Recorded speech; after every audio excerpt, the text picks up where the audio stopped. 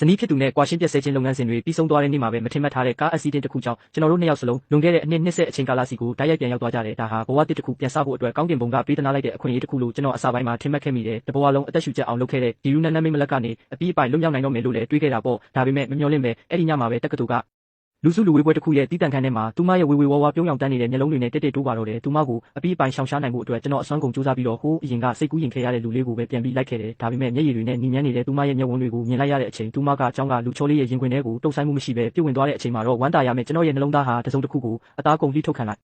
ရတယ်လို့မျိုးရုပ်တရက်နာကျင်ခံစားလိုက်ရပါတယ်ခန့်ခမ်းမအတွင်းနီယုံမီအောင်စုံတွေကဟိုဟိုဒီဒီဖြာချနေပြီးစူညံလုံးနဲ့တေးဂီတတန်တွေကြောင့်ခေါင်းထဲမှာမူးနောက်နေပါတယ်လူငယ်ပီတာတဲ့တက်ကြွမှုတွေအပြည့်ရှိနေတဲ့ပထမနှစ်ကျောင်းသားတစုကိုကြည်ရင်ထိုးကိုက်နေတဲ့နားထင်ကိုအတားရဖိနှိပ်မိပါတယ်ကျွန်တော်ဟာအတန်ကြာအောင်ငိုင်းတွေနေမိပြီးမှသာတကယ်ပဲအတိတ်ကိုပြန်ရောက်လာတာဝေပွန်ဖြစ်လာတာဟုတ်မဟုတ်ကိုအတီးပြုတ်နိုင်ခဲ့ပါတယ်လွန်ခဲ့တဲ့နာရီပိုင်းလောက်ကတင်ကျွန်တော်ဟာလူရန်ရန်နဲ့အတူပြည်သူရေးရဗျူရိုကနေထွက်လာခဲ့ပြီးလက်ထဲမှာပူနွေးကွာရှင်းပြက်ဆဲခြင်းလက်မှတ်ကိုကင်ထားခဲ့တာပါအနှစ်20ကြာအိမ်အောင်ရေးအတွင်းမှာကျွန်တော်တို့ကြားကတီးခံနိုင်စွမ်းတဲ့ချစ်ချင်းမြတ်တာတွေအားလုံးကုန်ခန်းခဲ့ရပြီးတဦးကိုတဦးအားကြခဲ့ရတဲ့မျက်ဝန်းတွေဟာနောက်ဆုံးမှာတော့ရွှန်ရှာမုန်းတိမှုတွေအဖြစ်ပြောင်းလဲသွားခဲ့ပါတယ်အဲ့ဒီအချိန်မှာပဲတငယ်ချင်းဖြစ်သူဝန်ကောင်ကကျွန်တော်ကိုစိတ်လှုပ်ရှားစွာနဲ့တွန်းလိုက်ပြီးဘာတွေငေးနေတာလဲအခုပဲ Blind Bar ကမဲနိုင်တဲ့အစီအစဉ်စတော့မယ်လို့တတိပေးလိုက်ပါတယ်စပွဲပေါ်မှာစုပုံထားတဲ့မိန်းကလေးတွေရဲ့အတုံးဆောင်ပစ္စည်းတွေကိုဝန်ချမ်းဝန်ခရင်တယောက်အသေးချာစိုက်ကြည့်နေတယ်ဒါဟာ Blind Bar နိုင်တဲ့အစီအစဉ်ဖြစ်ပြီးယောက်ျားလေးတွေကပစ္စည်းတစ်ခုကိုမတော်တဆလိုမျိုးရွေးချယ်ရတာပါဘသူပစ္စည်းကိုနိုင်မိတယ်လဲအဲ့ဒီပစ္စည်းပိုင်ရှင်နဲ့ဒီညာဒိန်းတူကစားရင်းအတွဲရမှာဖြစ်ပါတယ်တကယ်တော့ဒါဟာပုံစံပြောင်းထားတဲ့ Blind Date တစ်ခုပဲဖြစ်တယ်ဝန်ချမ်းရဲ့အကြည့်တွေနောက်ကိုကျွန်တော်လိုက်ကြည့်လိုက်မိတဲ့အခါရင်ခုန်တန်တွေမြန်လာခဲ့တဲ့ဆိုဖာတော့မှာထိုင်နေတဲ့မိန်းကလေးဟာတီရှပ်အဖြူရောင်နဲ့ဂျင်းပေါင်းဘီကိုရိုးရှင်းလေးဝတ်ထားပေမဲ့အေးဆက်ပြီးမာနာကြီးတဲ့သူမရဲ့ရုပ်ရည်သွင်းပြင်ကမိန်ပြမီးအောင်အောက်မှာတော့ရင်သက်ရှူမောစရာကောင်းလောက်အောင်လှပနေတော့မှာပဲသူမကတော့လူရန်ဝဝင်ပါသူမကိုတော့ပြဖြစ်သွားရင်တော့ကျွန်တော်မှတ်မိနေမှာပါပြီးခဲ့တဲ့ဘဝတုန်းကတော့ဝန်ချမ်းဟာအခုလိုအစီအစဉ်မျိုးမှာပဲလူရန်ရဲ့အဆောင်ဖို့တငယ်ချင်းမလေးစီကနှက်ခမ်းဒီကိုနှိုက်မိခဲ့တာဖြစ်ပါတယ်အဲ့ဒီအချိန်ကစပြီးဝန်ချမ်းဟာအဲ့ဒီလိုမိန်းကလေးမျိုးနောက်ကိုအယူမူလိုက်ပါသွားခဲ့ပြီးနောက်ဆုံးမှာတော့ငွေကြေးရောလူပါအဆုံးရှုံးကတိုက်ပေါ်ကခုံချပြီးကိုအဆုံးစီရင်သွားခဲ့ရပါတယ်ကျွန်တော်ကိုယ်တိုင်လည်းလူတွေရဲ့ဝိုင်းဝန်းပေးမှုကြမှာလူရန်ရဲ့ငွေရောင်လက်ကောက်လေးကိုကောက်ယူမိခဲ့ရကနေနှစ်ဆက်ကြတဲ့အထိကြေကွဲစရာကောင်းတဲ့အိမ်တော်ရေးဘဝကိုစတင်ခဲ့ရတာပါဒီဘဝမှာတော့ဒီလိုဖြစ်ဆိုးမျိုးကိုထပ်ပြီးအဖြစ်မခံနိုင်တော့ပါဘူးဝန်ချမ်းကသူ့ဘဝကိုဖျက်ဆီးမဲ့နှက်ခမ်းဒီကိုကင်ဖို့လက်ပြင်နေတာကိုကြည့်ရင်ကျွန်တော်ကသူ့လက်ကောက်ဝတ်ကိုအမြန်လန်းဖမ်းလိုက်ပြီးဘေးနားကပန်းရောင်ဆန်ညက်လေးစီကိုတွန်းပေးလိုက်ပါတယ်ချမ်းလေးဒီဆန်ညက်ကမင်းနဲ့ပို့လိုက်ဖတ်မယ်ထင်တယ်ဒါကိုပဲယူလိုက်ပါလို့ကျွန်တော်ပြောလိုက်ပါတယ်ဝန်ချမ်းကဇဝေဇဝါဖြစ်သွားပေမဲ့ကျွန်တော်ပေါ်ယုံကြည်မှုရှိတာကြောင့်ပြောတဲ့အတိုင်းပဲဆန်ညက်လေးကိုနာခံမှုရှိကောက်ယူလိုက်ပါတော့တယ်ဝန်ချမ်းရဲ့ကံကြမ္မာကိုနောက်ဆုံးတော့ပြောင်းလဲပေးနိုင်ခဲ့ပြီလို့တွေးရင်ကျွန်တော်တက်ပြင်းအရှိကြီးချလိုက်မိတယ်စပွဲပေါ်မှာတော့နောက်ဆုံးပစ္စည်းနှစ်ခုပဲကျန်ပါတော့တယ်အဲ့ဒါတွေကတော့နှက်ခမ်းဒီတစ်ချောင်းနဲ့အနှဲငယ်ဟောင်းနှွမ်းနေတဲ့အနီရောင်ကျိုးမြင်လေးတစ်ချောင်းပါလူရန်ရဲ့ငွေရောင်လက်ကောက်ကိုအပြတ်တက်ရှောင်ရဲဖို့အတွက်ကျွန်တော်ဘာမှတွန့်ဆုတ်မနေပဲအနီရောင်ကျိုးမြင်လေးကိုလှမ်းယူလိုက်ပါတယ်စူးချင်းကအနီရောင်ကျိုးလေးကိုရွေးလိုက်ပြီးဟေ့အဲ့ဒါဘသူပစ္စည်းလဲဆိုပြီးဘေးပတ်ဝင်းကျင်ကအတန်းဖော်တွေကဝိုင်းအော်ပြီးအားပေးကြပါတော့တယ်ကျွန်တော်လည်းလူရန်ကိုဂုံယူဝင့်ကြွားတဲ့အကြီးနဲ့လှမ်းကြည့်လိုက်ပြီးသူမတခြားတယောက်နဲ့အတွဲဖြစ်သွားမဲ့ပြကွက်ကောင်းကြီးကိုဘယ်လိုမျိုးထိုင်ကြည့်ရမလဲလို့စိတ်ထဲကနေကြံစည်နေမိတာပါဒါပေမဲ့နောက်တစ်စက္ကန့်မှာတော့လူရန်ဟာဖြည်းဖြည်းချင်းမတက်ရက်လာခဲ့ပါတယ်သူမရဲ့နှက်ဆိုင်တဲ့မျက်ဝန်းတွေကကျွန်တော်ကိုစိုက်ကြည့်နေပြီးနှက်ခမ်းထောက်မှာတော့ဖော်ပြရခက်တဲ့အပြုံးစမ်းတစ်ခုပေါ်လာခဲ့ပါတော့တယ်အဲ့ဒါကျမဟာပဲလို့သူမကအေးဆက်တဲ့လေတံနဲ့ပြောလိုက်ပေမဲ့ကျွန်တော်ခေါင်းကိုမိုးကြိုးပစ်ချလိုက်တယ်လို့ဖြစ်သွားခဲ့ရပါတယ်ကျွန်တော်လည်းရှိတဲ့နေရာမှာတင်ကြောင်အန်ပြီးရက်နေမိပြီးစိတ်ထဲမှာလည်းတဝီဝီနဲ့ရှုပ်ထွေးသွားခဲ့တယ်ဘာတွေဖြစ်ကုန်တာလဲပြီးခဲ့တဲ့ဘဝတုန်းကသူမရဲ့အမတ်အသားပစ္စည်းကရှင်းလင်းကိုငွေရောင်လက်ကောက်ဖြစ်ခဲ့တာပါအခုကျမှဘာလို့အနီရောင်ကျိုးမြင်ဖြစ်သွားရတာလဲကျွန်တော်ဝင်ပါလိုက်မိလို့ butterfly effect ဖြစ်သွားတာများလားသူမကျွန်တော်စီကိုတလန့်ချင်းရှောက်လာတာကိုကြည့်နေမိတယ်သူမရဲ့မျက်ဝန်းတွေထဲမှာစကလုံးပေါင်းထောင်တောင်းချီဖုံးကွယ်ထားပုံရပြီးသတိမထားမိနိုင်တော့တဲ့အကဲခတ်စစ်ဆေးမှုအရေးအယောင်တွေလည်းပါဝင်နေတယ်လို့ပါပဲကျွန်တော်ရင်ထဲနှင်းကနေဖြစ်သွားပြီးမဖြစ်နိုင်တဲ့အတွေးဆန်းတစ်ခုခေါင်းထဲဖြတ်ခနဲ့ဝင်လာခဲ့တယ်သူမလည်းဘဝဆက်ပြပြန်စပြီးပြန်လဲမွေးဖွားလာတာများလားမဟုတ်နိုင်တာဘလို့မှမဖြစ်နိုင်ပါဘူးကျွန်တော်ကိုယ်တိုင်လည်းစိတ်ကိုအတင်းငြိမ်အောင်ထိန်းလိုက်ရတယ်တကယ်လို့သူမသာမာနကြီးတဲ့စရိုက်နဲ့အတူပြန်လဲမွေးဖွားလာတာဆိုရင်သူမဟာကျွန်တော်စီကနေအဝေးဆုံးကိုတေချာပေါက်ဖဲခွာသွားမှာပါအခုလိုအနီရောင်ကျိုးလေးကသူမဟာဘာလို့လာဝင်ခံနေဦးမှာလဲကျွန်တော်လည်းရင်ထဲကထိတ်လန့်မှုကိုဖုံးကွယ်ရင်းအသက်ကိုပြင်းပြင်းရှူလိုက်ပြီးပေါ့ပပနဲ့ဂယုမဆိုင်တဲ့ပုံစံမျိုးတမင်ဖန်တီးလိုက်ပါတယ်အကြောင်းသူမင်းမျက်နှာကိုကြည့်ရတာစာချက်ဖို့ကိုပဲပို့ပြီးစိတ်တွင်းထားတဲ့တက္ကသိုလ်ဆိုတာစူးစမ်းအထောက်ဖို့နေရ romance တွေအချစ်တွေအတွက်မဟုတ်ဘူးနောက်ဒီလိုပြင်းစရာကောင်းတဲ့ပါတီတွေကိုရှော့တက်ပြီးစားကြည့်တိုက်သွားပြီးစာပဲပို့ဖက်ပါလင်းယောက်ျားနောက်ပဲတကောက်လိုက်နေရတဲ့အညှိုးတေးကြီးတဲ့မိန်းမတစ်ယောက်ဖြစ်မလာအောင်လို့ပေါ့လို့ကျွန်တော်ပြောလိုက်ပါတယ်ပြောပြီးတာနဲ့တခန်းလုံးကလူတွေရဲ့အံ့ဩမြင်သက်သွားတဲ့အကြည့်တွေကိုလစ်လျူရှုလိုက်ပြီးလူရန်ရဲ့ချက်ချင်းဖြျော့သွားတဲ့မြတက်နာကိုတောင်လှည့်မကြည့်တော့ပဲဓာတ်ရိုက်ပဲနောက်ပြန်လှည့်ပြီးတီးတန့်ခန်းထဲကနေထွက်လာခဲ့ပါတော့တယ်ဘဝတစ်ခုနဲ့ပြန်လဲမွေးဖွားလာပြီးတဲ့နောက်ကျွန်တော်လိုချင်တာကကြဲပြောတဲ့ကောင်းကင်နဲ့ပင်လယ်ပြင်ကြီးပဲဖြစ်ပြီးအတိတ်ကအမားဟောင်းတွေကိုတော့တေချာပေါက်ထပ်ပြီးအဖြစ်မခံတော့ပါဘူး KTV အပြင်ဘက်ကိုရှောက်လာတဲ့အခါအေးများတဲ့ညလေးငင်းကအမှုရှိန်ကိုအတန်ငယ်ပြဲလွင့်သွားစေတယ်လို့စိတ်တို့ဒေါသထွက်နေတဲ့စိတ်အခြေအနေကိုလည်းနည်းနည်းငြိမ်ချသွားစေခဲ့ပါတယ်ဖခင်သခင်ကကျွန်တော်ကိုအစကနေပြန်ဆခွင့်ပေးခဲ့ကြတဲ့ကကျွန်တော်ဟာ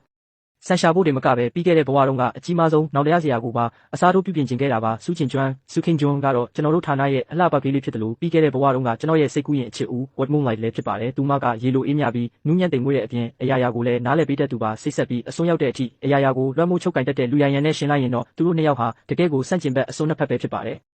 ်ပြီးခဲ့တဲ့ဘဝတုန်းကတော့လူရန်ရန်နဲ့စောစောစီးစီးပတ်သက်ခဲ့ရတာကြောင့်ဒီစိတ်ကူးရင်အချစ်ဦးကိုရင်းထဲမှာပဲနက်နက်ရှိုင်းရှိုင်းမြုပ်နှံထားခဲ့ရပါတယ်အိမ်အောင်ကြပြီးနောက်ပိုင်းရေတွက်လို့မရနိုင်အောင်များပြားလာတဲ့ရန်ဖြစ်မှုတွေကြုံရတိုင်းလည်းတကယ်လို့သာအဲ့ဒီတုန်းကစုကျင်ကျွမ်းကိုလိုက်ခဲ့ရင်ငါဘဝကြီးကဒီလောက်ထိအောက်ခြေသိမ်းရှုံးနေခဲ့မှာမဟုတ်ဘူးလို့ရင်နာနာနဲ့တွေးမိခဲ့တာပါဒါကိုတွေးမိရင်ကျွန်တော်ခြေလမ်းတွေကိုအရှိန်မြင့်လိုက်ပြီးမှတ်ဉာဏ်တွေကိုအားကိုးကအကြောင်းရဲ့အလေကဟိုကရေကန်စီကိုရှောက်လန်းခဲ့ပါတယ်တက္ကသိုလ်ပထမနှစ်စတက်ခါစာပထမဆုံးရက်ပိုင်းတွေတုန်းကစုကျင်ကျွမ်းဟာညတိုင်းအဲ့ဒီနေရာမှာအင်္ဂလိပ်စာလုံးတွေကြက်မှတ်လေးရှိတာကိုကျွန်တော်မှတ်မိနေလို့ပါတကယ်ပဲရေကန်ဘေးကမိုးမခပင်အောက်ကိုရောက်တဲ့အခါခေါင်းဝင်အဖြူရောင်လေးဝတ်ထားတဲ့တွေ့ရတဲ့ကြောပြင်ပိုင်ရှင်မလေးကိုလှမ်းမြင်လိုက်ရပါတော့တယ်ကျွန်တော်လည်းဝတ်စားဆင်ရင်မှုကိုပြုပြင်လိုက်ပြီးကိုအရင်ကျက်ဆုံးနဲ့အတီငိမ်ဆုံးလို့ထင်ရတဲ့အပြုံးကိုပြုံးလိုက်ကစကားစမိပြောဖို့အနာကိုတိုးသွားခဲ့ပါတယ်ပိုရလာတဲ့အနှစ်ဆဲစာအတွေ့အကြုံနဲ့စကားပြောစွမ်းရည်တွေကိုအသုံးချပြီးစုကျင်ကျွမ်းရဲ့ခုခံကာကွယ်မှုတွေကိုအမြန်ပဲတိုက်ဖြတ်နိုင်ခဲ့တာကြောင့်သူမကိုနှက်ခမ်းလေးပိတ်ပြီးတခက်ရေမောလာအောင်ထိလုံနိုင်ခဲ့တယ်လို့နောက်ဆုံးမှာတော့သူမရဲ့ကျူနံပါတ်ကိုပါအောင်မြင်တောင်းနိုင်ခဲ့ပါတယ်စုကျင်ကျွမ်းကရှက်သွေးဖြတ်MB မျက်လုံးချင်းစုံကစုကျင်မင်းစကားပြောတာတကယ်စိတ်ဝင်စားဖို့ကောင်းတာပဲတခြားယောက်ျားလေးတွေနဲ့မတူဘူးလို့ပြောလာခဲ့ပါတယ်ကျွန်တော်လည်းအခွင့်အရေးကိုလက်လွတ်မခံပဲအရှိန်မြင့်ပြီးနောက်ထပ်စကားတွေထပ်ပြောဖို့ပြင်လိုက်တဲ့အချိန်မှာပဲမလန်းမကန့်ကလမ်းမီတိုင်အောက်မှာအထီးကျန်စွာမတက်ရက်နေတဲ့အရေးတစ်ခုကိုမျက်လုံးထောင်းကနေဖြတ်ခနဲလှမ်းမြင်လိုက်ရပါတော့တယ်အဲ့ဒါလူရန်ရန်ဖြစ်နေပါတယ်သူမအဲ့ဒီနေရာမှာဘလောက်တောင်ကြာရက်နေခဲ့တယ်လဲဆိုတာမသိရပါဘူးညလီငင်းကသူမရဲ့သပင်ရှည်တွေကိုရှုပ်ပွားစေခဲ့ပြီးမိန်ပြဝါချင်းမီးအောင်ကသူမရဲ့မျက်နှာပေါ်ကိုကြားရောက်နေပါတယ်သူမရဲ့မျက်ဝန်းထောင်းတွေမှာမျက်ရည်တွေတလက်လက်တောက်ကနေတာကိုတောင်ကျွန်တော်ရှင်းရှင်းလင်းလင်းမြင်လိုက်ရပါတယ်အဲ့ဒီခိုက်တန်းမှာပဲကျွန်တော်ရဲ့ရင်ဘတ်တစ်ခုလုံးထိန်းချုပ်မရနိုင်ပဲပြင်းပြင်းထန်ထန်နာကျင်သွားခဲ့ရပါတယ်သူမနဲ့အပြတ်အသက်လမ်းခွဲဖို့စိတ်ကူးထားပြီးသားဖြစ်ပေမဲ့စိတ်ထဲကနေလေသူမကိုအကြိမ်ပေါင်းတောင်းချီချိန်ဆခဲ့ဘူးပေမဲ့ကျွန်တော်တခြားမိန်းကလေးတစ်ယောက်ပေါ်ဂယုတစိုက်ရှိနေတာကိုကြည့်ပြီးကြေကွဲဝမ်းထဲကမျောလင်းချက်မဲ့နေတဲ့သူမရဲ့မျက်ဝန်းတွေကိုမြင်လိုက်ရတဲ့အခါကျွန်တော်ရဲ့အကျင့်ပါနေတဲ့တာမန်စိတ်အတိကရင်မွန်းကျက်စရာကောင်းလောက်အောင်ကိုခါတက်မှုကိုခံစားလိုက်ရစေပါတယ်အနှစ်20တိုင်လင်မယားအဖြစ်နေထိုင်ခဲ့ကြတာလေအယိုးတဲ့အထိဆွဲမြဲနေခဲ့တဲ့အလေးထားတွေနဲ့တန်ရောစင်တွေဆိုတာအစကပြန်ဆက်ရအောင်ဆိုတဲ့စကားတစ်ခုနဲ့အလွယ်တကူဖျောက်ပြလို့ရတဲ့အရာမျိုးမဟုတ်တာသိချပါတယ်ဒါပေမဲ့ကျွန်တော်ဟာသွားကိုကြိတ်ကြီးတွေကိုအမြန်ဆုံးလွှဲဖယ်လိုက်ပြီးစုကျန်းကျွန်းနဲ့ပဲဆက်လက်စကားပြောရေမောနေလိုက်ပါတယ်ကျွန်တော်ဘက်ကစိတ်ပြောလို့လုံးဝမဖြစ်ပါဘူးတစ်ချိန်တစ်ခါလောက်စိတ်ပြောမိုံနဲ့တင်ဘယ်တော့မှပြန်မတက်နိုင်တော့မဲ့ငရဲတွင်းနဲ့ကြီးတဲ့ကိုပြန်ကျသွားမှာဖြစ်ပါတယ်လူရီယန်ဟာဘာမှမတုံ့လို့ပဲကြောခိုင်းထားတဲ့ကျွန်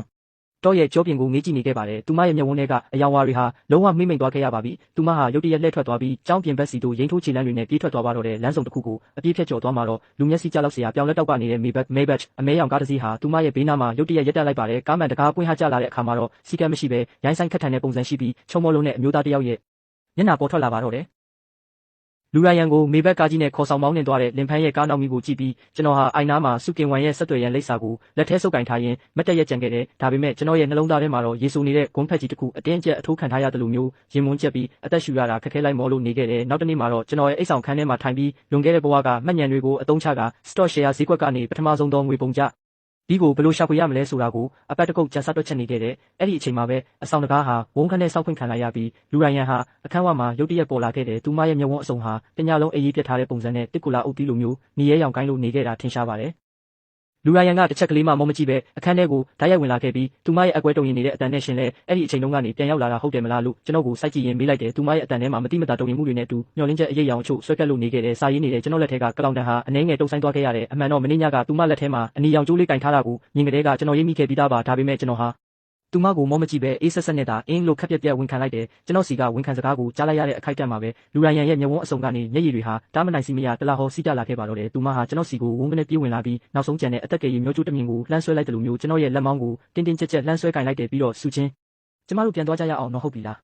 ကျမသမီးလေးကိုလွမ်းလာပြီးသမီးလေးက9နှစ်ပဲရှိသေးတာလေကျမတို့နှစ်ယောက်လုံးမရှိတော့ရင်သမီးလေးဘာလုပ်မလဲဆူချင်းကျမရှင်ကိုတောင်းပန်ပါတယ်အတူတူပြန်သွားနိုင်မယ်နီလန်းကိုရှာကြရအောင်ပါလို့ငိုယိုပြီးအသေးအတန်တောင်းပန်တိုးရှိုးပါတော့တယ်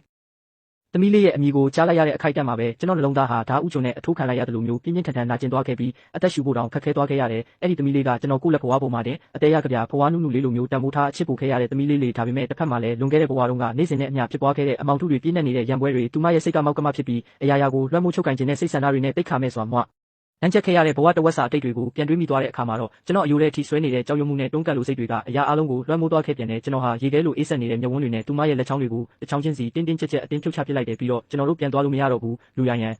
ကောင်းကင်ဘုံကကျွန်တော်တို့ကိုဘဝတစ်ပြန်စားဖို့အခွင့်အရေးပေးလိုက်ကြတဲ့ကအစကနေပြန်စားဖို့အတွက်ပဲလွန်ခဲ့တဲ့ဘဝကအိမ်အောင်ကြီးကအမှားတစ်ခုပဲလို့ခက်အေးအေးပဲပြောလိုက်တယ်ကျွန်တော်စီကနေအမှားဆိုတဲ့စကားလုံးကိုကြားလိုက်ရတဲ့အခါလူရယန်ဟာသူမကိုသူမတောင်မယုံကြည်နိုင်လောက်တဲ့မျက်ဝန်းတွေနဲ့ကြည့်ပြီးကျွန်တော်ကိုလုံးဝစိမ့်သက်သွားတယ်လို့မျိုးနောက်ဆုတ်သွားခဲ့တယ် သူမအတွက်တော့အနှစ်20ကြာတန်ရောစင်တွေနဲ့တမီးလေးရဲ့တရှိမှုဟာကျွန်တော်မျက်လုံးထဲမှာအမှားတစ်ခုတက်ဖြစ်နေခဲ့တာကိုကျွန်တော်ဟာသူမရဲ့ကြေကွဲဝမ်းနည်းနေတဲ့မျက်နှာကိုဆက်မကြည့်ရတာကြောင့်စိတ်ကိုအတင်းခတ်ထန်အောင်နှိုးဆော်ပြီးနောက်နောက်ကိုလန်းကိုလျှောက်ကြရအောင်မင်းရဲ့လင်ပန်းစီကိုသွားငါလဲငါရဲ့စုကင်ဝမ်ကိုလိုက်မယ်တယောက်နဲ့တယောက်မပတ်သက်ကြလို့ပြက်တပြောဆိုကအဆောင်ကန်ထဲကနေဝန်ခံနဲ့လှည့်ထွက်လာခဲ့တယ်ဘေးဆိုးကြီးတစ်ခုကနေအပူတပြင်းထွက်ပြေးလာသလိုမျိုးခြေလမ်းတွေကိုအမြန်လန်းနေခဲ့ပေမဲ့ကျွန်တော်လက်တွေဘလောက်တုံရင်နေလဲဆိုတာကိုတော့ကျွန်တော်ကိုယ်တိုင်ပဲသိခဲ့ပါတယ်ကျွန်တော်ရဲ့ရက်ဆက်လာတဲ့စကလုံးတွေကြောင့်နှလုံးသားတစ်ခုလုံးအစိမ့်လိုက်ခွဲချခံလိုက်ရတဲ့လူရန်ရန်ဟာနောက်ဆုံးမှာတော့ကျွန်တော်ပေါ်ထားတဲ့မျှော်လင့်ချက်တွေရာမှုတွေကိုအပီးတိုင်ဆွန့်လွတ်လိုက်ပါတော့တယ်ကျွန်တော်ကမှသွေးအေးနဲ့အကျဉ်းနာမဲ့နိုင်ရင်သူမအနေနဲ့လည်းအလျှော့ပေးပြီးဝမ်းနဲ့ပူဆွေးနေမဲ့မိမတယောက်အဖြစ်နဲ့ဆက်ပြီးမနေချင်တော့ပါဘ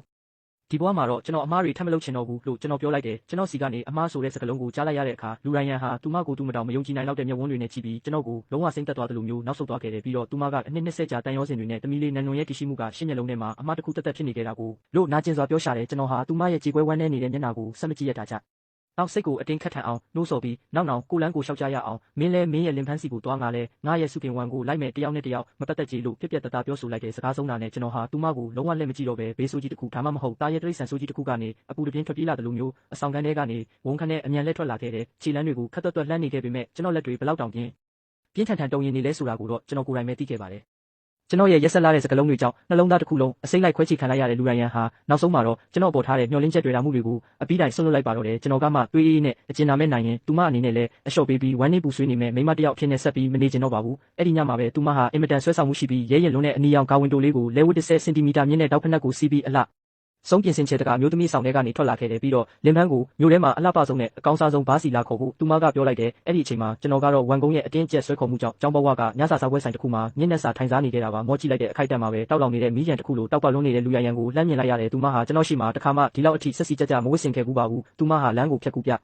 ြလင်ဖန်းရဲ့ကားစီကိုရှောက်သွားဖို့ပြင်လိုက်စင်မှာပဲတောက်ဖက်နှက်အမြင့်ကြီးကိုမစီးဘူးလို့ထင်ပါတယ်ရုတ်တရက်ခြေကောက်ပြီးဟန်ချက်ပြက်ကရှေ့ကိုလဲကျသွားခဲ့တယ်အဲ့ဒီအခါကားဘေးမှာစောင့်နေတဲ့လင်ဖန်းကဖြတ်ခနဲ့လှမ်းဖမ်းပြီးသူမကိုသူ့ရင်ခွင်ထဲအမိရပွေ့ပိုက်လိုက်ပါတော့တယ်စောကရင်တောက်ဖက်နှက်ကြောင့်ခြေကောက်ပြီးလဲကျလူဆဲဖြစ်သွားတဲ့သူမကိုကားဘေးမှာစောင့်နေတဲ့ဝင်ဖန်ကဖြတ်ခနဲ့လှမ်းဖက်ထိန်ပေးလိုက်တယ်ဝါဝရင်းဟာသူ့ကိုတွန်းထုတ်မပစ်ခဲ့တဲ့အပြင်သူ့ရင်ခွင်ထဲမိတွေ့ရင်းလူအုပ်ကြီးကြတဲ့ကကျွန်တော်ကိုအကွက်ကြလှမ်းဆိုင်ကြည့်ခဲ့တယ်အဲ့ဒီအကြည့်တွေထဲမှာကလဲစားချင်နိုင်တဲ့အာရမှုနဲ့ပြတ်သားတဲ့စိတ်ပြတ်မှုတွေရောပြောနေတာကိုမြင်လိုက်ရတဲ့ခဏမှာပဲကျွန်တော်လက်ထဲကအတင်းတုပ်ချောင်းလေးဟာအပြင်းစွာနဲ့ကျိုးထွက်သွားခဲ့ရတယ်ထိုးထွက်လာတဲ့စုချွန်တွေကလက်ဖွားတယ်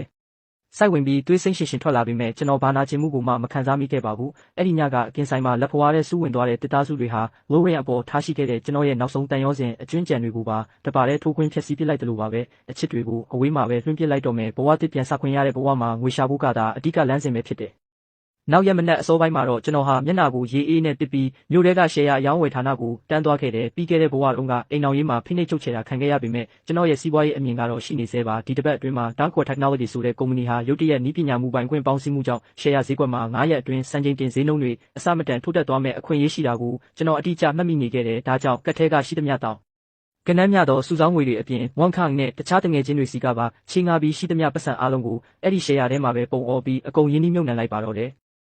ယ်အဲ့ဒီနောက်ပိုင်းရက်တွေမှာကျွန်တော်အတန်းတောင်မတက်တော့ပဲကွန်ပျူတာစကရင်ပေါ်ကရှယ်ယာဈေးနှုန်းပြစရာတွေကိုပဲမမိတ်မတုံစိုက်ကြည့်နေခဲ့တယ်တစ်ပတ်အတွင်းမှာတင်ရှယ်ယာဈေးနှုန်းတွေကတောက်လျှောက်အရှိန်ဟုန်နဲ့ထိုးတက်သွားခဲ့ပြီးကျွန်တော်ရဲ့ရင်းနှီးမြှုပ်နှံမှုရန်ပုံငွေတွေဟာနှင်းပေါ်လုံးလေးတလူမျိုးအဆက်မပြတ်ယူသွစွာပွားများလာခဲ့တယ်ဈေးအမြင့်ဆုံးရောက်တဲ့အချိန်မှာပြက်တသားပဲရှယ်ယာအားလုံးကိုပြန်ရောင်းပြီးရှင်းလင်းလိုက်တဲ့အခါဘဏ်ကတ်ထဲကကနန်းရှည်ကြီးကိုကြည့်ပြီးကျွန်တော်တက်ပြင်အရှိကြီးတစ်ချက်ချနိုင်ခဲ့တယ်ယွန်းတစ်တန်းဘဝတည့်ရဲ့ပထမဆုံးရွှေအိုးကိုတေချာပေါက်စုခူးနိုင်ခဲ့ပြီဖြစ်တယ်စိတ်ချလက်ချယုံကြည်မှုတွေနဲ့ကြောင်းဝင်းနဲ့ရှောက်လာတဲ့အခါခြေလမ်းတွေကအရင်ကထက်ပေါ်ပါသွက်လက်နေခဲ့တယ်စာတင်ဆောင်အောက်ရောက်မှာပဲမွေးပြက်တဲ့လင်းကြီးလေးတစ်ခုကကျွန်တော်မျက်နှာစီတိုးဝေးတိုက်ခတ်လာခဲ့တယ်အဲ့ဒါကတော့အဖြူရောင်ကဝင်ကိုဝတ်ဆင်ထားပြီးပြုံးရွှင်နေတဲ့ရှူကင်ကျော်မဲဖြစ်တယ်သူမကချင်းကြီးရဲ့ပိုင်းဘာလို့အတက်မတက်တာလဲနင်းအတွက်နိုးလက်ဖက်ရည်ဝယ်လာတယ်လို့ပြောရင်နှွေးထွေးနေတဲ့နိုးလက်ဖက်ရည်ခွက်လေးကိုလှမ်းပေးခဲ့တယ်သူမရဲ့မျက်ဝန်းတွေထဲမှာစိုးရိမ်ပူပန်မှုတွေပြည့်နေနေတာကိုမြင်ရတော့ပြီးခဲ့တဲ့ဘဝကသာဆိုရင်ကျွန်တော်ဝမ်းသာအားရဖြစ်ပြီးစကားပင်ဆိုနိုင်မှာမဟုတ်တော့ပါဘူးဒါပေမဲ့အခုတော့အဲ့ဒီအပြုမှုတွေကိုယုံစရာကြီးလိုပဲမြင်ပြီးတော့တယ်ညင်းပယ်ဖို့လက်ကပြမဲ့အလုံးမှာပဲသူမရဲ့အိတ်ကက်ထဲကဖုန်းကတုံခါလာခဲ့တယ်သူမဖုန်းကိုထုတ်ပြီးကြည့်လိုက်တဲ့ခဏမှာကျွန်တော်ရဲ့ဆူရှာတဲ့မျက်စိအမြင်ကြောင့်ဖုန်းစကရင်ပေါ်ကမက်ဆေ့ချ်စာသားတွေကိုအထင်ရှားမြင်လိုက်ရတဲ့ပို့တဲ့သူရဲ့နာမည်မှတ်ထားတာကဘန်နာရေးဌာနကဂျွန်ရှော့ဖြစ်ပြီးစာသားထဲမှာခင်ဂျွန်ဒီညကားလျှောက်စီရအောင်နင့်အတွက်နောက်ဆုံးပေါ်အိတ်အစ်စ်ဝယ်ထားတယ်လို့ရေးထားတာဖြစ်တယ်အဲ့ဒီအချိန်မှာပဲဆူကင်ဂျွန်ရဲ့လက်ချောင်းလေးတွေကဖုန်းစကရင်ပေါ်မှာအလျင်မြန်ပဲပြန်စားရိုက်နေကြတော့တယ်သူမကကီးဘုတ်ကိုအလင်းမြန်ရိုက်ပြီးဟုတ်ကဲ့ပါကျေးဇူးတင်ပါတယ်ကိုဂျန်ဒါပေမဲ့ဒီညစာချက်စရာလေးတွေရှိသေးလို့ခဏလေးပဲလိုက်ခဲ့ပေးနိုင်မယ်နော်လို့ပြန်စာပို့လိုက်တယ်စာပို့ပြီးတာနဲ့ဖုန်းကိုပြန်သိမ်းပြီးအပြစ်ကင်းစင်ရိုးသားလာပါတယ်ဆိုတဲ့မျက်နှာပေးလေးနဲ့ကျွန်တော်ကိုမော့ကြည့်လာပြန်တယ်ချင်းပါရီငေးနေတာလဲနဲ့သူမရဲ့ဟန်ဆောင်မှုတွေကိုမြင်ရတော့ကျွန်တော်ရင်ထဲအော်ကလီဆန်လာခဲ့ရတယ်ဘာမှမဟုတ်ပါဘူးရုတ်တရက်နိုးလက်ဖက်ရည်ကတော်တော်ယုံစရာကောင်းမှန်းသိသွားလို့ပါလို့ခက်အေးအေးပဲခနဲ့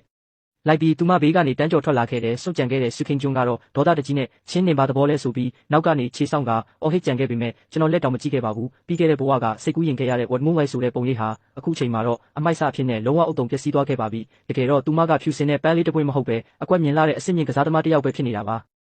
စုခင်းကျွန်းကိုခါထုတ်ပစ်ပြီးတာနဲ့ကျွန်တော်ဟာမြို့အနောက်ဘက်ကိုသွားဖို့တက္ကစီတစ်စီးချက်ချင်းတားလိုက်တယ်ဒီယွန်တစ်တန်းနဲ့ဆိုရင်မြို့အနောက်ဘက်ကစက်ရုံဟောင်းမြေကွက်လေးလံပွဲကိုဝင်ပြိုင်ဖို့အရေးချင်းပြည့်မိသွားပြီဖြစ်တယ်လာမယ့်လမှာမြို့ပြစီမံကိန်းအစ်စ်ကိုတရားဝင်ကြီးညာတော့မှာဖြစ်ပြီးအဲ့ဒီမြေကွက်ဟာစီးပွားရေးဆောင်အစ်စ်ဖြစ်လာကတန်ဖိုးကအစပေါင်း30မကထိုးတက်သွားမယ်ဆိုတာကိုပြီးခဲ့တဲ့ဘဝကအမတ်တညာတွေရကျွန်တော်အသေးချာသိနေခဲ့တာပါကြိုတင်ပြင်ဆင်ထားတဲ့လေးလံစာရွက်စာတမ်းတွေကိုကင်ပြီးလေးလံစင်တာတဲ့ကိုယုံကြည်မှုအပြည့်နဲ့ရှောက်လန်းဝင်ရောက်လာခဲ့တယ်ဒါပေမဲ့ဒုတိယထပ်အစည်းအဝေးခန်းတကားကိုဝုန်းကနေတွန်းဖွင့်လိုက်တဲ့ခဏမှာတော့ကျွန်တော်မျက်နှာပေါ်ကယုံကြည်မှုတွေအားလုံးရုပ်ချီးပဲခဲအေးသွားခဲ့ရပါတော့တယ်ကျယ်ဝန်းလာတဲ့အစည်းအဝေးခန်းမကြီးထဲမှာကျွန်တော်ထင်မှတ်ထားသလိုမျိုးအိမ်ချမ်းမြေလုပ်ငန်းရှင်အကြီးစားကြီးတွေကိုလုံးဝမတွေ့ရပါဘူးရှီလျားတဲ့စပွဲဝိုင်းရဲ့ထိပ်ဆုံးနေရာမှာတော့ကိုလုံးကိုပေါင်းနဲ့အန်ကိုက်ချုပ်လုပ်ထားတဲ့အမဲရောင်ဝတ်စုံပြည့်ကိုဝတ်ဆင်ထားတဲ့အမျိုးသမီးတစ်ယောက်ထိုင်နေပါတယ်သူမရဲ့သပင်ရှည်တွေကိုဥကောင်းနောက်မှာတေးသက်စွာစီးနှောင်ထားပြီးမီးရှံပမာရဲရဲနီနေတဲ့နှက်ခမ်းနီအယောင်နဲ့အေးဆက်ဆူရှက်လာတဲ့မျက်ဝန်းတွေကထင်ရှားပေါ်လွင်လို့နေတဲ့သူမကတော့လော်ရိုင်းပဲဖြစ်ပါတယ်ဗျဒီတော့အမြဲတမ်းမာနထောင်လွှားနေတတ်တဲ့တထေးသားဝင်းဖန်ကတော့အခုချိန်မှာသူမရဲ့ဘေးနားမှာလိမ္မာရင်ကြီးတဲ့လက်ထောက်တစ်ယောက်လိုမျိုးရက်နေပြီးစာရွက်စာတမ်းတွေကိုဖတ်ရှုစစ်ဆေးပေးနေတာဖြစ်တယ်ဒါကိုမြင်လိုက်ရတဲ့ခဏမှာကျွန်တော်အုံနောက်ထဲဝုန်းကနေမြည်သွားပြီးဘာတွေဖြစ်နေတာလဲဆိုပြီးဇဝေဇဝါဖြစ်သွားခဲ့ရတယ်သူမဝင်းဖန်နဲ့အတူဟိုတယ်မှာအခန်းသွားယူခဲ့တာမဟုတ်ဘူးလားသူမဒီလောက်အထိပျက်စီးသွားခဲ့တာမဟုတ်ဘူးလားအဲ့ဒီအချိန်မှာပဲဘလောင်ဝင်းကမျက်တောင်လေးပင်းကြည့်ပြီးကျွန်တော်ကိုပြုံးဆဆပုံစံနဲ့လှမ်းဆိုင်ကြည့်လာတယ်ကျွန်တော်လည်းထိုင်ကုန်တစ်လုံးကိုဆွဲယူပြီးဝင်ထိုင်လိုက်ကသူမကိုမမိတ်မတုံစိုက်ကြည့်ရင်မင်းဒီမှာဘာလာလောက်တာလဲလို့မေးလိုက်တယ်ဘလောင်ဝင်းကသူမရဲ့တွေ့ရတဲ့လက်ချ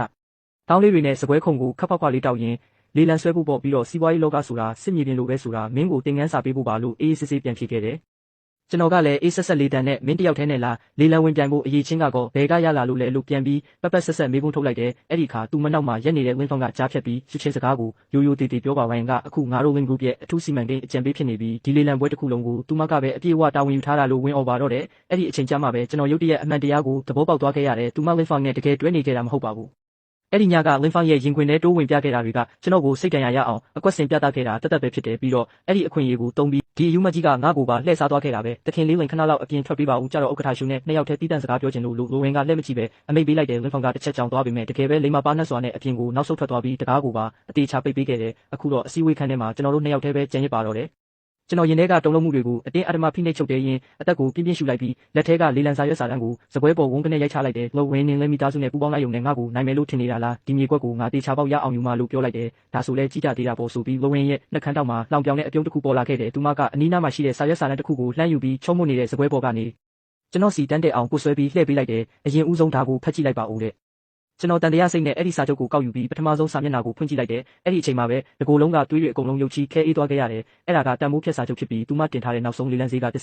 10ဝါယွန်ဖြစ်ကကျွန်တော်ရဲ့လေးလံစာရွက်ထဲကဘတ်ဂျက်ဖြစ်တဲ့ယွမ်10တန်ထက်10ဝါယွန်တင်ကွက်တီပုံများနေတာဖြစ်တယ်ကျွန်တော်ကောင်းကိုစက်ခနဲမော့ပြီးသူမကိုလူစမ်းတယောက်လိုမျိုးငေးဆိုင်ကြည့်နေမိတော့တယ်လို့ဝင်းကစပွဲခုံပေါ်ကိုလက်နှစ်ဖက်ထောက်ပြီးဖြေဖြ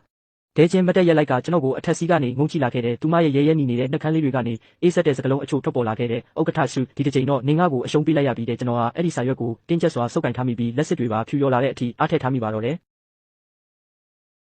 ယ်ဒီအယူမကကျွန်တော်ကိုတောင်လှည့်စားသွားခဲ့တာပဲတခင်လေးလင်းခဏလောက်အပြင်ထွက်ပေးပါဦးကျမဥက္ကဋ္ဌစုနဲ့နှစ်ယောက်တည်းစကားပြောချင်လို့ပါလို့လူရန်ရန်ကခေါင်းတောင်နဲ့မကြည့်ပဲအမိန်ပေးလိုက်ပါတယ်လင်းဖုံးကခဏလောက်ကြောင်းအံ့သွားပေမဲ့တကယ်ပဲလိမ္မာတယ်လို့မျိုးနောက်ဆုတ်ပေးပြီးတကားကိုအပြင်ကနေပိတ်ပေးသွားခဲ့ပါတယ်အစည်းအဝေးခန်းထဲမှာကျွန်တော်တို့နှစ်ယောက်တည်းပဲကြံရစ်ပါတော့တယ်ကျွန်တော်ကတော့ရင်းထဲကတုံလုံးမှုကိုအားတင်းထိန်ချုပ်ရင်းလက်ထဲကတင်တာစာရွက်စာတမ်းကိုစပွဲပေါ်စောင့်ချလိုက်ပါတယ်လူရန်ရန်မင်းလင်းမိသားစုနဲ့ပူပေါင်းလိုက်ရုံနဲ့ငါ့ကိုအနိုင်ယူနိုင်မယ်လို့ထင်နေတာလားဒီမြေကွက်ကိုတော့ငါမရရအောင်ယူမှာပဲလို့ပြောလိုက်တော့လူရန်ရန်ရဲ့နှုတ်ခမ်းတောင်းကတောင်ပြုံးတစ်ခုအဖြစ်ကွင်းညွတ်သွားပါတယ်သူမကလက်နားမှာရှိတဲ့စာရွက်စာတမ်းတစ်ခုကိုကောက်ယူပြီးချုံးမွေနေတဲ့စပွဲပေါ်ကနေကျွန်တော်ရှိကိုဓာတ်ရိုက်ရှော့တိုက်တွန်းပို့လိုက်ပြီးအရင်ဆုံးကြည့်လိုက်ဦးလို့ပြောပါတယ်ကျွန်တော်လည်းတန်တရားစိတ်နဲ့အဲ့ဒီစာရွက်စာတမ်းကိုကောက်ယူပြီးပထမဆုံးစာမျက်နှာကိုဖွင့်ကြည့်လိုက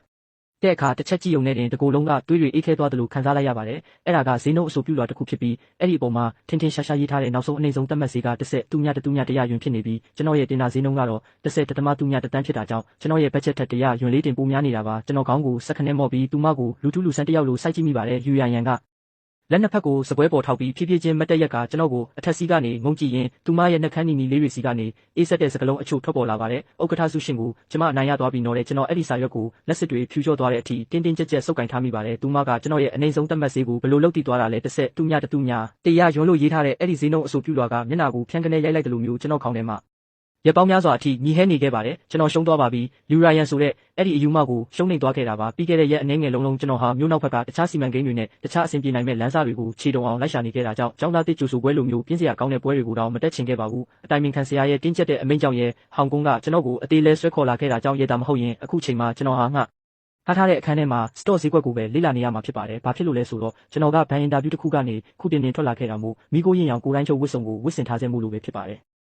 တီရှပ်လက်တိုတွေဂျင်းပေါင်းဘီတွေနဲ့ပြည့်နေနေတဲ့ចောင်းသားတစ်တွေကြားထဲမှာကျွန်တော်ပုံစံကပတ်ဝန်းကျင်နဲ့လုံးဝမလိုက်ဖက်ပဲထူးခြားနေပါတယ်။ဟေ့ကောင်မင်းကဘာလို့ဒီလောက်တောင်စမတ်ကြဝတ်ထားရတာလဲ။အောင်တွယ်ပွဲသွားမလို့လားလို့ဝန်ကုန်းကအစည်းအဝေးခန်းမထဲကခောက်ကလထိုင်ပေါ်မှာထိုင်ရင်းနေကြစေးတစုပ်ကိုကင်ကမေးလိုက်ပါတယ်။ဒါပေမဲ့ကျွန်တော်ကတော့စင်ဘောကိုစိုက်ကြည့်ရင်နက်ကတိုင်ကိုဆွဲတင်လိုက်ပြီးပတ်စံရှာမလို့ကွမင်းလိုမိန်းလာလေးတွေပဲလိုက်ကြည့်တတ်တဲ့လူပြိုတိုးကနားလည်မှာမဟုတ်ပါဘူးလို့ခက်ပြုံးပြုံးနဲ့ပြောလိုက်ပါတယ်။သွားစမ်းပါပတ်စံရှာတာကမိန်းလာလေးတွေကြည့်ရတာလောက်ပဲမှလာချုံမြေးမှလဲလို့ဝန်ကုန်းကစိတ်လှုပ်ရှားစွာနဲ့စင်ဘောကိုလက်ညှိုးထိုးပြရင်ပြောပါတယ်။ဟောကြည်စမ်းစုကျင်ဝန်ထွက်လာပြီးငါတို့မေဂျာရဲ့အလှပကေးကဒီညပွဲရဲ့အစီအစဉ်တင်ဆက်သူလေးသူဝတ်ထားတဲ့ဝတ်စုံကတကယ်ကိုလမ်းတယ်လို့ဆိုပါတယ်။ကျွန်တော်လည်းသူညွန်ပြတဲ့ဘက်ကိုလှမ်းကြည့်လိုက်တဲ့အခါစုကျင်ဝန်ဟာပန်းရောင်ကောင်းဝင်ပွားလေးကိုဝတ်ဆင်ပြီးမိုက်ခရိုဖုန်းကိုကင်ကချိုးတာစွာပြလုံးပြရင်အစီအစဉ်ကြီးညာနေတာကိုတွေ့ရပါတယ်။ဒါပေမဲ့ဘာဖြစ်လို့လဲမသိသူမရဲ့ဖြူစင်ပြီးအပြစ်ကင်းစင်ပုံရတဲ့မျက်နှာကိုကြည့်နေရင်ကျွန်တော်ခေါင်းထဲမှာပြင်းမြင်လာတာကတော့အဲ့ဒီနေ့ကဘန်နာရေးမေဂျာကကျန်းရှာစီကိုမက်ဆေ့ချပို့နေတဲ့သူမရဲ့အောက်တန်းကြားလာတဲ့မျက်နှာပေးအသွင်ပြင်ပဲဖြစ်ပြီးယွန်ရှာစရာကောင်းလာပါတယ်။ကျွန်တော်ကလထိုင်နောက်မိကိုမိလိုက်ပြီးမျက်စိမိတ်အနားယူဖို့ပြင်လိုက်တဲ့အချိန်မှာပဲဆင်းရဲဘေးကစောင့်ဆိုင်းရမယ့်နေရာစီက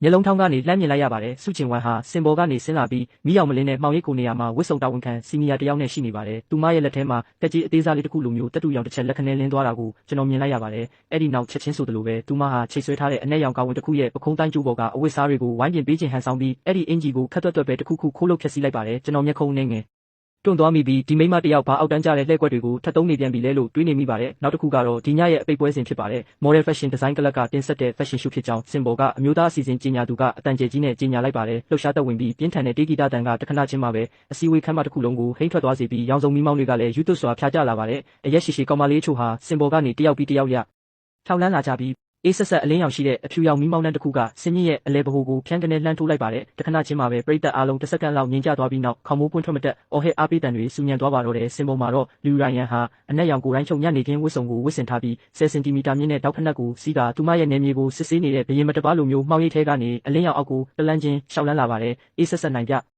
ြဆွဲဆောင်မှုရှိလာတယ်လို့မြင့်မြတ်ပြီးရဲတင်းလုံးနဲ့အဲ့ဒီကာဝင်ရဲ့ဒီဇိုင်းကတကယ်ကိုထူးခြားပြောင်မြောက်လာပါတယ်ကြောပြင်အလှကိုဖော်ပြထားတဲ့အကွဲဒီဇိုင်းကသူမရဲ့ပြည့်စုံလှပတဲ့ကောက်ကြောင်းတွေကိုထင်ထင်ရှားရှားပေါ်လွင်စေပြီးအလွန်တင်းငယ်တဲ့ပခုံးတိုင်းကျိုးနှစ်ချောင်းနဲ့တင်တစ်ခုလုံးကိုထိန်းထားတာဖြစ်ပါတယ်ကျွန်တော်ကတော့ပထမဆုံးတန်းမှာထိုင်ရင်းစင်ပေါ်ကတောက်ပနေတဲ့အဲ့ဒီမိန်းမကိုရင်ထဲမှာခန်းစားချက်မျိုးစုံနဲ့လှမ်းကြည့်နေမိပါတယ်အနှစ်20လုံးသူမအကြောင်းကိုကျွန်တော်အသိဆုံးမှုလို့သူမသားအဲ့ဒီနေရာမှာရက်နေမယ်ဆိုရင်လူတိုင်းရဲ့အသက်ရှူတန်တွေကိုအလွယ်တကူပဲဖန်ဆားနိုင်စွမ်းရှိပါတယ်ဆင်းရဲဘေးမှာရှိနေတဲ့စုကျင်ဝမ်ရဲ့မျက်နှာထက်ကမနာလိုဝန်တိုမှုတွေကတော့ဖုံးကွယ်ထားလို့မရနိုင်အောင်ဖြစ်နေပြီးလူရိုင်ယန်ရဲ့ပခုံးစီကိုစိုက်ကြည့်ရင်နှက်ခမ်းတောက်မှာရုပ်မာတဲ့အပြုံးတစ်ခုပေါ်နေပါတယ်လူရိုင်ယန်ကဆင်းရဲအရှိဆုံးကိုရှောက်လာပြီး post ပေးဖို့ပြင်လိုက်တဲ့အချိန်မှာပဲငြိမ်သက်နေတဲ့အစည်းအဝေးခန်းမထဲမှာအဝတ်ဆုပ်ပြဲသွားတဲ့တင်းငယ်တဲ့အတန်တစ်ခုကအစမတန်ကျဲလောင်စွာထွက်ပေါ်လာပါတယ်လူရိုင်ယန်ရဲ့ညာဘက်ပခုံးတိုင်းကျိုးကကျိုတင်သတိပေးချက်မရှိပဲပြတ်တောက်သွားခဲ့တာပါအနက်ရောင်ဝတ်စကထိန်းထားပေးမဲ့အရာမရှိတော့တာမို့သူမရဲ့ချုံမွေးတဲ့ပခုံးပေါ်ကနေအောက်ကိုချက်ချင်းလျှော့ကျသွားပါတယ်နောက်ထပ်2လက်မလောက်သာထက်ကျသွားရင်သူမဟာကြောင်းတစ်ကြောင်းလုံးရဲ့ရှေ့မှာလုံးဝကိုလုံးတုံးဖြစ်သွားတော့မှာပါပရိသတ်အားလုံးရုပ်ရုပ်တဲတဲဖြစ်သွားပြီးရှေ့တန်းကကောင်မလေးတွေကအော်ဟစ်လိုက်ကြသလိ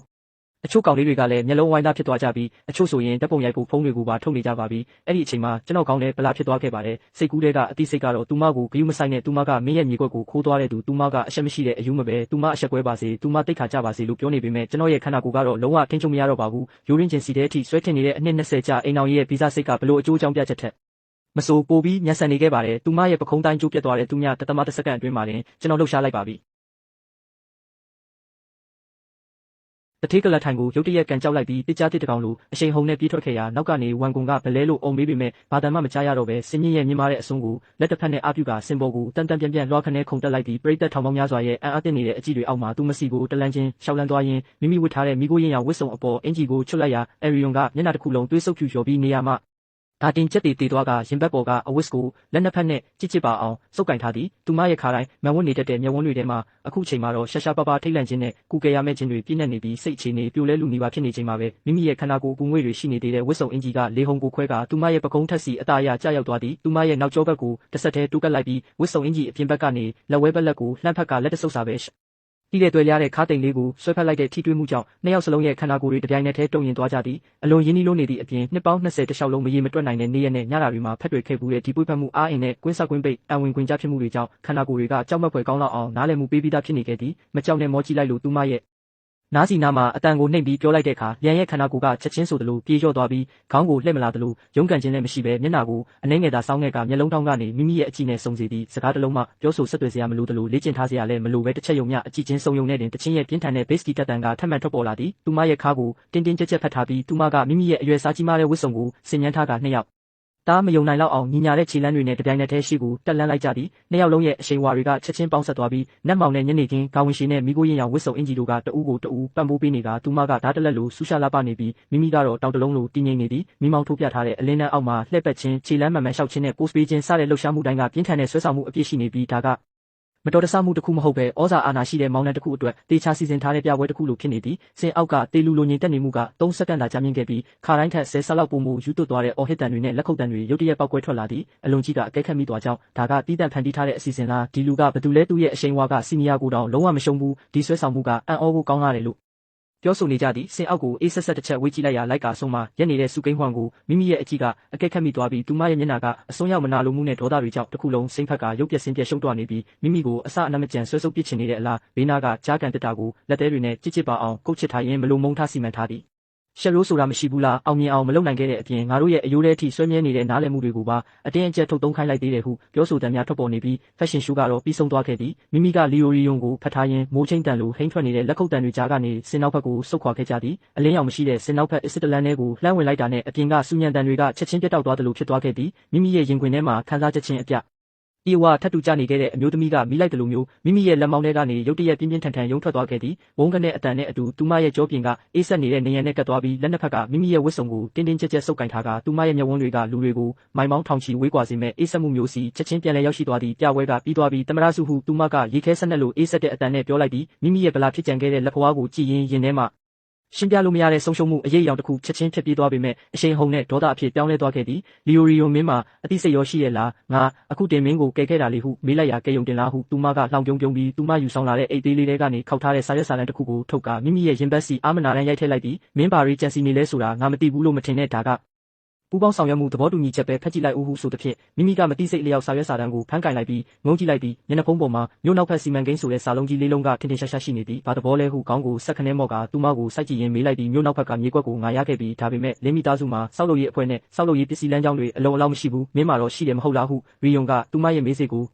ုအနှဲငယ်ပင်းလိုက်ရင်ဓာတ်တလက်လိုဆူရှာတဲ့မျက်ဝန်းတွေနဲ့ပြောသည်အမျက်ကို90%စီခွဲမဲ့လက်မှတ်ထိုးရဲလားဟုမေးလိုက်တဲ့အခါမိမိတက်ပြင်းချမိသွားသည်သူမကလင်းပန်းကိုတွက်ချက်ခဲ့ရုံနဲ့မကပဲမိမိကိုပါတွက်ချက်ခဲ့ပြီးမိမိရဲ့နောက်ထပ်ဝက်ဖဲကိုပါအပြေအဝသိရှိနေခဲ့သည်မင်းကငါရဲ့အခြေခံဈေးနှုန်းကိုခိုးယူပြီးတော့အခုကြမှလာပြီးတနာကယူနာပြနေတာကိုငါကဘာလို့လက်မှတ်ထိုးရမှာလဲဟုတွားကိုကြိတ်ကသဘောတူညီချက်ကိုတင်းတင်းကြပ်ကြပ်စုပ်ကန်ရင်းပြောလိုက်သည်လီယိုရီယွန်ကရုတ်တရက်ရှာ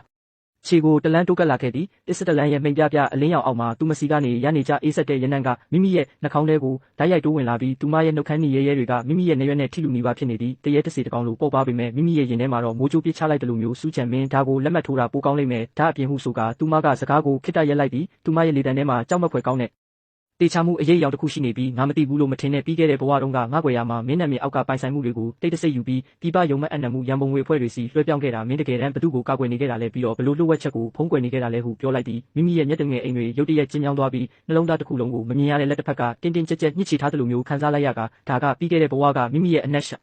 ဒိုင်းဆုံးနဲ့အမှောက်မိုက်ဆုံးလှုပ်ဝက်ချက်ဖြစ်နေခဲ့သ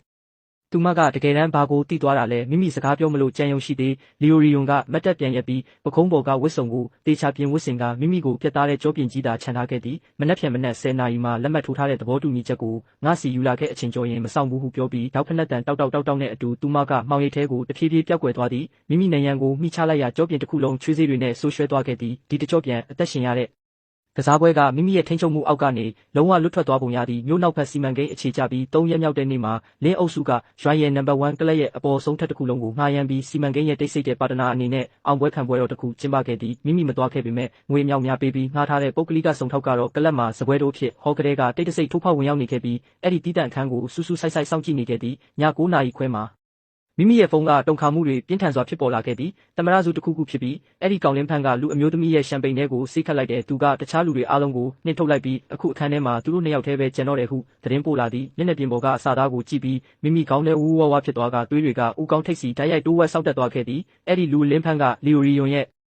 လုပ်ငန်းခွင်အတွက်ဓာတ်စာခံဖြစ်အသုံးချခံလိုက်ရမှန်းနောက်ဆုံးတော့တည်သွားခဲ့ပြီဖြစ်သည်မြို့နောက်ဘက်စီမံကိန်းရဲ့အရေးချင်းစစ်တွေကိုလီယိုရီယွန်ကကုမ္ပဏီအတူတစ်ခုကနေတဆင့်ထုတ်ယူသွားခဲ့တာဖြစ်ပြီးအမျက်အစွန်းအများစုကမိမိနဲ့လီယိုရီယွန်ရဲ့အိတ်ကက်ထဲကိုရောက်သွားခဲ့ကကြီးမားလာတဲ့လင်းမီသားစုကတော့ဟင်းရည်တစ်စက်တောင်မတောက်ခဲ့ရပေဒီကောင်ကအရှက်ရဒေါသထွက်ပြီးပေါ်တင်ကစားတော့တာဖြစ်တော့လေဒီလိုရုပ်မှာညစ်ပတ်တဲ့နီလန်းတွေကိုတုံးရဲလိမ့်မယ်လို့မထင်ခဲ့ပဲငါအတွက်တေချာစောင့်ကြည့်ထားပါပဲသူမဆိုအခန်းတကားထဲဝင်ဖို့လုပ်ရင်ဝိုင်းပလင်းနဲ့ရိုက်တက်ပစ်လိုက်ငါ9မိနစ်အတွင်းရောက်လာမယ်ဟုဖုန်းထဲကိုဟိန်းဟောက်ပြောလိုက်ပြီးကားတော့ကိုဆွဲကတကားအပြင်ကိုပြေးထွက်ခဲ့သည့်လမ်းတစ်လျှောက်လုံးမိမိတွေကိုဆက်တိုက်ဖြတ်မောင်းခဲ့ပြီး Maybach အင်ဂျင်တန်ကညနေတန်းကောင်လမ်းမတွေပေါ်မှာတားရဲတကောင်လိုဟိန်းဟောက်နေခဲ့သည်မိမိရဲ့လက်တွေကစကီယာရင်ကိုတင်းတင်းကြပ်ကြပ်ဆုပ်ကင်ထားလို့လက်စစ်တွေဖြူရောနေကနှလုံးခုန်တန်ကနံရိုးတွေကိုပင်ခွဲထွက်မတက်ပြင်းထန်နေခဲ့သည်နှစ်ပေါင်း20ပတ်လုံးလင်မယားအဖြစ်နေထိုင်ခဲ့တာမို့လူရီယွန်အကြောင်းကိုမိမိအတိဆုံးဖြစ်သည်အယိုးတဲ့အထိမာနာကြီးတဲ့အဲ့ဒီမျိုးသမီးသားလင်းပန်းလိုအမိုက်ကောင်ရဲ့ရုပ်မာတဲ့နီလန်းနဲ့အပြိုစင်ဘဝဖြက်စီးတာကိုခံရရင်သူမတေချာပေါက်အသက်ရှင်မှာမဟုတ်ပေကလပ်အဝင်ဝမှာဘရိတ်အုပ်တန်အော်ဟစ်မြည်ဟီးသွားပြီးမိမိကားတကားတော်မပိတ်ပဲခမ်းမထဲကိုယူသွတ်နေတဲ့တစ်ကြားတစ်တကောင်လိုပြေးဝင်ခဲ့ကတားဆီးဖို့ရောက်လာတဲ့လုံခြုံရေးတွေကိုတွန်းဖယ်ပြီးတီးတန့်တက်လေကားစီဓာတ်ရိုက်ဦးတီခဲ့သည်တိုင်ခန်းနဲ့အတန်နဲ့အတူအပေါ်ဆုံးထက်ကိုရောက်ရှိသွားပြီးတစ်စစ်တလန်းရဲ့အဆုံးကအေဂရစ်ခမ်းမ